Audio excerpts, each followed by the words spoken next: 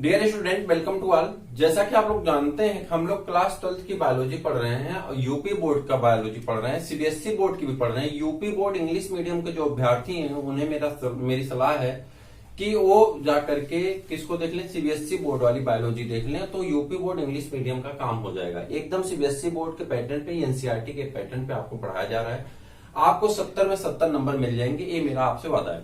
तो बात यहाँ पे कर रहे थे हम लोग की दो फेज हम लोग पढ़ चुके हैं। एसेक्सुअल रिप्रोडक्शन पढ़ चुके हैं, यानी अलैंगिक जनन पढ़ चुके हैं, कायिक जनन पढ़ चुके हैं। अलैंगिक जनन का एक हिस्सा था, उसी में ऊतक संवर्धन था, बहुत इंपॉर्टेंट टॉपिक है, तो उसको हम लोग पढ़ चुके हैं। हम लोग लैंगिक जनन पढ़ रहे हैं और लैंगिक जनन का एक हिस्सा हम लोग पढ़ लिए। दूसरा वीडियो ये है जिसमें हम लोग पढ़ना है लैंगिक जनन के इवेंट, यानी लैंगिक जनन में होने वाली घटनाएं। तो आप यहाँ पे इंग्लिश में सब कुछ लिखा गया है, हम उसकी हिंदी बताते चलेंगे। आप नोट करना चाहते हैं तो नोट कर लीजिए, वरना आपको सिर्फ समझना है। आपके पास जो बुक है उस बुक के माध्यम से आप पढ़ते रहिए, ठीक है। 15 अगस्त से पहले आपको फर्स्ट और सेकंड चैप्टर के नोट्स आपको हम प्रदान कर देंगे और उसके बाद आपका धीरे धीरे नोट्स मिलता रहेगा। क्लासेस भी आगे रन करती रहेंगी। थोड़ी सी प्रॉब्लम है, उसको हम आपका मैनेज कर रहे हैं, बहुत जल्दी मैनेज कर देंगे। बातें आप कर रहे थे, इसे कहते हैं क्या, इवेंट ऑफ सेक्सुअल रिप्रोडक्शन, जिसको हिंदी में कहते हैं, क्या कहते हैं, लैंगिक जनन की प्रवस्था। क्या कहते हैं, लैंगिक जनन की प्रवस्था। लैंगिक जनन की प्रवस्था। और लैंगिक जनन की प्रवस्था कितनी होती है? 3 प्रकार की होती है। एक को कहते हैं प्री फर्टिलाइजेशन इवेंट, इसे कहते हैं निषेचन पूर्व घटना। इसे क्या कहते हैं? निषेचन पूर्व घटना। निषेचन पूर्व घटना। निषेचन पूर्व 2 घटना होती हैं। एक को कहते हैं गैमीटोजेनेसिस, यानी कि युग्मक जनन। युग्मक जनन। और इसको कहते हैं ट्रांसफर ऑफ गैमीट, यानी युग्मक स्थानांतरण। युग्मक स्थानांतरण। युग्मक स्थानांतरण। आगे बढ़ जाते हैं फर्टिलाइजेशन, जिसे निषेचन कहते हैं। क्या कहते हैं? निषेचन कहते हैं, ठीक। उसके बाद एक्सटर्नल, यानी बाह्य निषेचन कहते हैं, इसे एक्सटर्नल है। बाह्य निषेचन कहते हैं, ठीक, निषेचन कहते हैं। और इसे क्या कहते हैं? आंतरिक निषेचन कहते हैं। बस 1 मिनट में हम आपका बता रहे हैं सब कुछ, आप नोट कर लीजिए। आंतरिक निषेचन कहते हैं, यहां पे आपका आ जाएगा, तो इसकी हिंदी अभी बता देंगे चूंकि अभी स्पेस नहीं है। और उसके बाद यहां पर आ जाते हैं पोस्ट फर्टिलाइजेशन इवेंट, जिसे कहते हैं निषेचन पश्चात घटना। निषेचन पश्चात घटना, जिसमें 2 घटना होती है। जाइगोट का विकास होता है, यानी क्या होता है? जाइगोट को जाइगोट ही कहते हैं। तो जाइगोट का विकास, जाइगोट का विकास, और उसके बाद एम्ब्रियोजेनेसिस, यानी भ्रूण का विकास। तो इतना आपको पढ़ना है, क्लियर।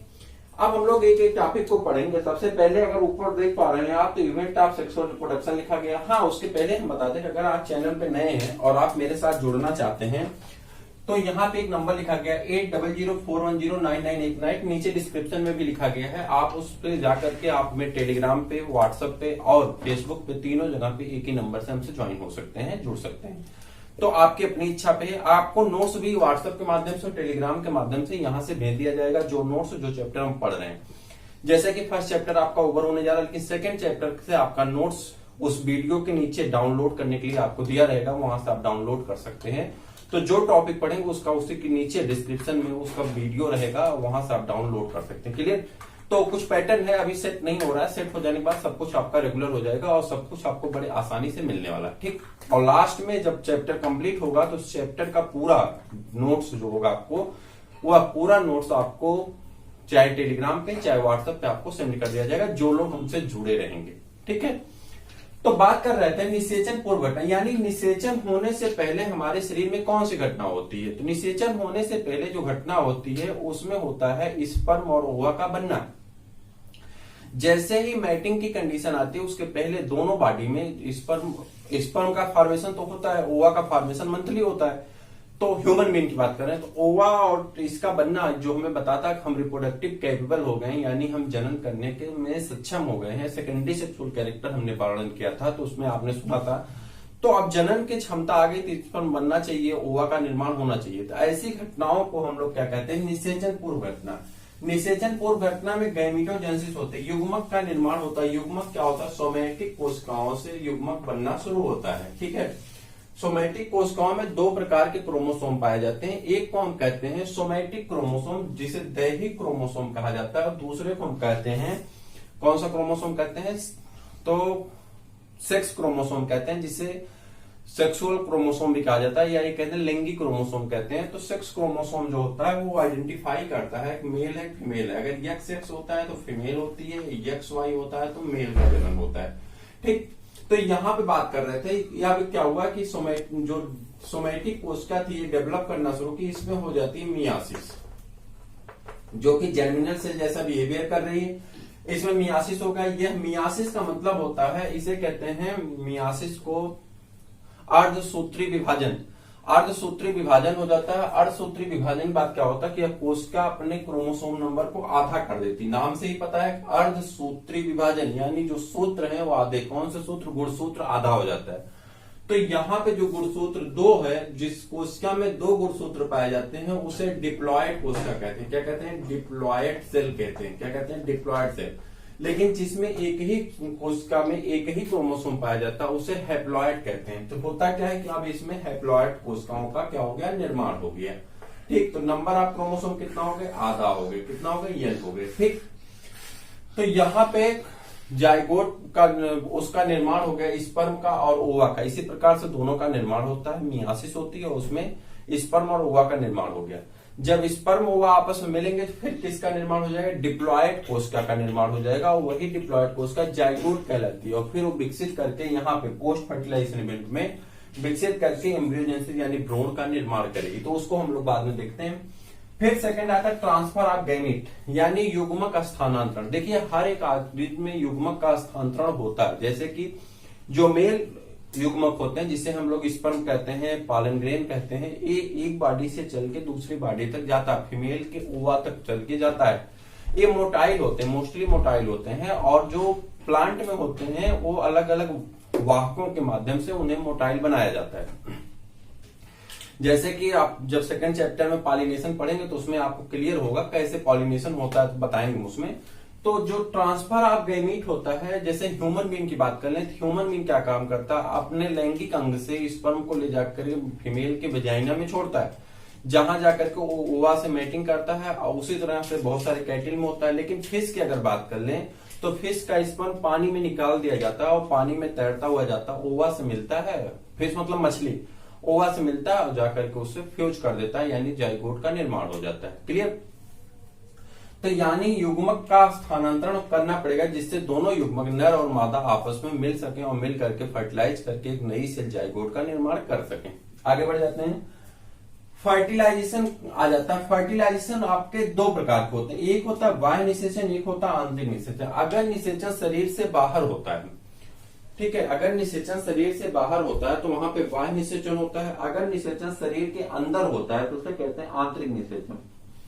जब निषेचन शरीर के बाहर होता है, जैसे कि मेढक में, मछली में शरीर के बाहर निषेचन होता है, और जिसमें शरीर के अंदर निषेचन होता है, जैसे कि छिपकली है, ठीक, और क्या कहते हैं, पक्षियां हैं, इंसान हैं या जानवर हैं, उनमें कहा होता है शरीर के अंदर निषेचन होता है। तो निषेचन 2 प्रकार के होते हैं, ठीक।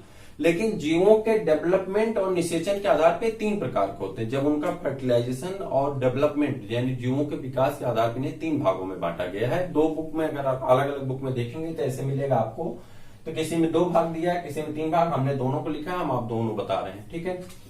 एक को लिखेंगे outer fertilisation and outer development, यानी ऐसा जीव जिसमें बाहर में ही फर्टिलाइजेशन होता है, फ्यूजन ऑफ गैमीट होता है और बाहर में ही उनका विकास होता है, जैसे कि मछली, क्लियर, मेढक में।